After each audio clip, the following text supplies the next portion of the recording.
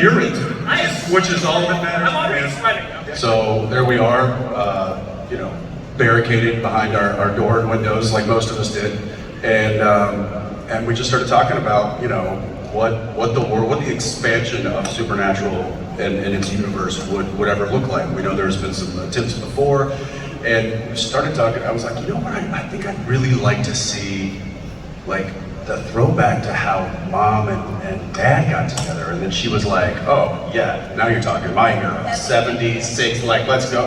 And then we just started spitballing, and that's really how the train got moving. And then we said there had to be a Winchester. Yeah, I was like, look, if we're gonna expand this world, it's gonna help if there's a Winchester involved. And the Winchesters was literally just the working title for the longest time, and then we were like, well, why change it now? Right. We're already down this road. I will say that every time I get an email, it says it's TW, the Winchesters.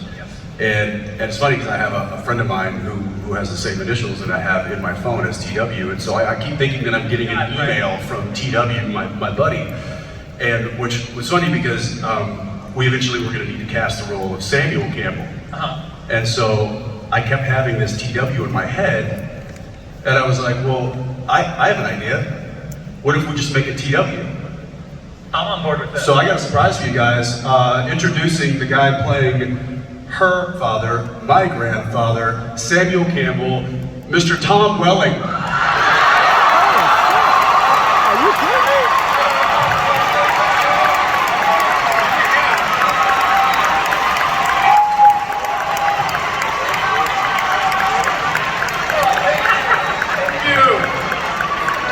What's up, buddy? Hey, how are ya?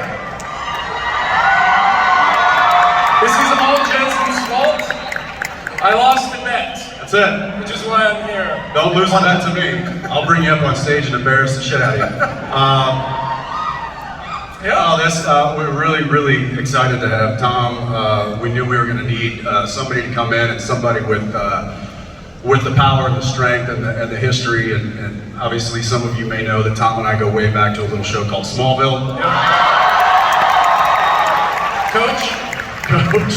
you can call me Grandpop now. That's right. Yep, I get to call you Poppy now. Yeah. So Tom's got to run. He's got a lot of responsibilities today, but I wanted him to introduce you to the Supernatural family, my Can friend. you let these guys know who I am? Because they're probably too young. Yeah, so Tom was in a show called Smallville, where he played Clark Kent, aka Superman. Well, I'll see you guys in a couple days. Thanks for having me. All right, Tom. See you, bud. See you, T-Dub. See you, T-Dub. The things, and Robbie can touch on this too. I always wanted to narrate it because I thought that would just be a nice tether to the mothership, as we lovingly call Supernatural. And I just thought it was, if we could do a supernatural version of essentially How I Met Your Mother, He loves that show. Okay, all right. Look, it was on for a long time for a reason. Leave me alone. Says the guy from a 15-year show. This is true.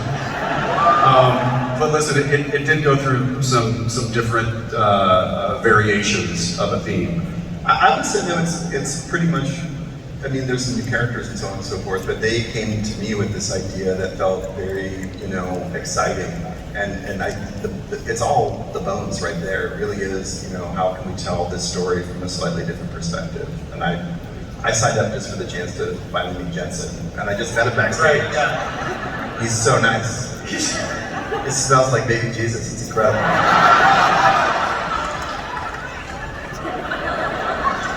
Go home with this man. Someone needs to go home with Robbie. Thanks guys, good night, I had a good time on the show.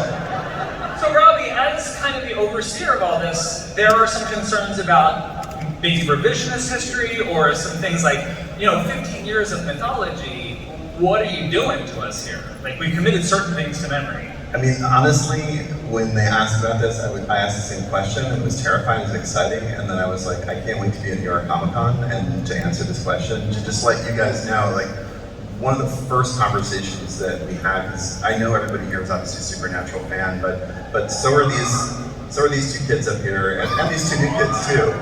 And we were very clear, it was like a Hippocratic oath, do no harm. We will not be rewriting, doing any revisionism, nothing is being rebooted. We are not gonna have, as Jensen likes to say, the Sam and Dean Polaroid from Back to the Future fading. Now how- No fading pictures. Yeah, no fading pictures. That's what we're like, wait a second, Rule number does one. this fade the picture at all? That's what we ask each other. Yeah. But it was actually very freeing because it gave us the opportunity to, because we're a prequel, obviously people know where the story's going, but because we're also supernatural that could do different things, we had an opportunity to do something different. Now, what exactly we're doing will be revealed in episode 13 of the Winchesters. Not today, sorry. But I can assure you that I know that if people do have any concerns, I had the same concerns, and those two had them before I even showed up. The goal of this was always to not rewrite or change anything that happened in 15 seasons, and by the time we get to 13, you'll see how we did that. Oh, okay. Now let's talk about our mom and dad. Drake and May. So now that you've been on a panel, do you understand the immensity of these roles now? Yes. Do you have any second thoughts now? No. No. No, this is amazing. This is incredible. Thank you all for being here. Thank you so much. Support is insane, so thank you. Hearing your guys' reaction to the pilot was like so surreal, this following backstage, so thank you so much, I really appreciate it. So clearly, and we've spoken a little bit, these characters mean as much to you two as they do to the... Are you okay? Surreal. We're having an Oprah moment up here. So obviously these characters mean as much to you as they do to the fans. What is your take on them? How do you see them, and how do you see them falling in love? As Robbie was saying, we're not trying to revise anything. So, I grew up, I watched Supernatural all the way through in season 12. So I have zero intention to try to live up to Jeffrey Dean Morgan's portrayal of John. And more than anything, when I got the role, I just wanted to provide context. John's controversial out there. So I just wanted to offer context to the character, to his life, to the aspirations and dreams he had, and fall in love with Mary. It's also a benefit. But no, that's kind of where it came. What about you? Meg, how does Mary fall? Because she clearly sees this guy as he has some learning to do. Yeah, I think, playing Mary is so much fun because she is a very strong, independent woman who knows exactly what she wants, and very badass for sure. So I think with John, it kind of makes her open up. She's a little bit more vulnerable, and throughout the show you kind of see more vulnerability in Mary, which I think is really beautiful. And so playing Mary, I just want to show you can be really tough, you can be this badass, awesome woman, but also it's okay to have sensitive and vulnerable moments as well. So that's been really fun. And I love that she is introduced as the alpha. Yeah. She's the alpha, and in a time where that would not have been a thing. No. Which I absolutely love. The point of view of Mary is the one that really sends us into this world, and she only has a life set up. We don't know that much about John's life at this point, other than he's going through some stuff. We don't know his family. We don't know. Who is the voice of his dad? That would be Mr. Gil McKinney. Gil McKinney. Very nice, very nice. Now let's talk about the Scoobies, because we get right into that as well, and I'm all aboard for this. And they're all Mary's friends. Lata is, so I loved her from the get-go, but I'm also a little concerned about her. Yeah. Because I feel like she could be corrupted. Yes, so yeah. Mary is definitely scared about that for sure too. Oh really? Oh, so it wasn't just me. I'm watching, I'm she wants to be really a big part of this, and that could mean doing the wrong thing, right? She's definitely Very perceptive. Yes, 100% yes. And we have an amazing partner in Mida, who's just an outstanding actress and has really brought the character to life and really added stuff that I never thought about and we never talked about before we even cast. She just has an incredible presence. And so yes, I would be very worried for that sweet summer child. All right, excellent.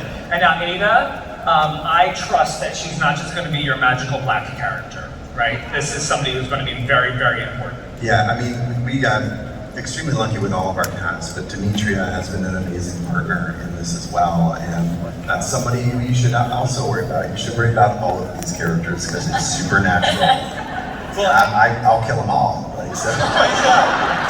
Yeah, we know what he's capable of, yeah, guys. exactly. And Carlos, I'm pretty sure Carlos is TV's first sexually fluid hippie demon hunter. That was So, 100% correct. Yeah, this is incredible, and I love that the energy amongst them are. How is John? I mean, they're all super nice jumping start, but he's a bit of a square. He is a bit of a square, and Carlos is a lot. He takes up all the space, all of it.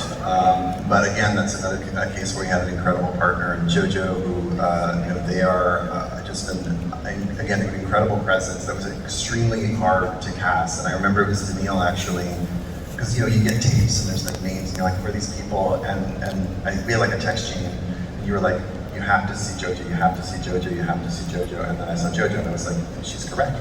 Correct. Nice. they are a huge, huge star. Yeah. I can't wait. So many moments. It's gonna, I've seen a lot of memes coming out of that. Yes. Now, for you guys, because putting this together, it really does rest on their shoulders. Like, it comes from the top of the family down. How has it been watching them not just assume these roles, but also assume the roles on the behind the scenes? I mean, these two are amazing. Again, you can't ask for better partners.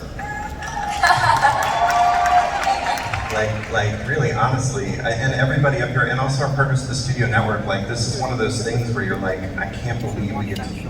Jensen says it all the time, like we don't have to do this, we get to do it, and to be able to do it with all these people is amazing. So much, and you would notice also for like the behind the scenes world. A family member of Supernatural is directing, Mr. Richard Spade.